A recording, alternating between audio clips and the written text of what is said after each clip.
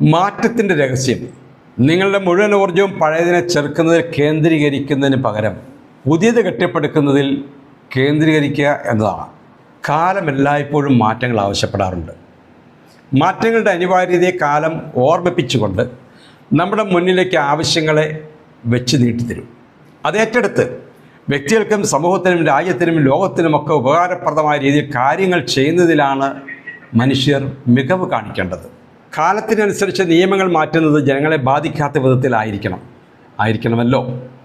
നിർഭാഗ്യവശാൽ ജനങ്ങളുടെ അടിസ്ഥാന പ്രശ്നങ്ങൾ പോലും വേണ്ട രീതിയിൽ കൈകാര്യം ചെയ്യാൻ കഴിയുന്നില്ല എന്നതാണ് വാസ്തവം. പഴയ മാമൂലുകളെ എങ്ങനെ ചെറുക്കാം എന്ന് തലപൂഞ്ഞാലോചിച്ച് സമയം കളയേണ്ട ആവശ്യമൊന്നുമില്ല.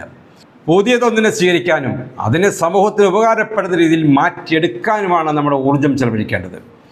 ഭാവിയിലെ ആവശ്യങ്ങൾ അറിഞ്ഞ് ദീർഘവീക്ഷണത്തോടെ പദ്ധതികൾ ആവിഷ്കരിച്ച് നടപ്പാക്കുന്ന ഇച്ഛാശക്തിയുടെ അഭാവം എന്തുകൊണ്ടോ നമ്മുടെ ഇടയിൽ കാണാറുണ്ട്.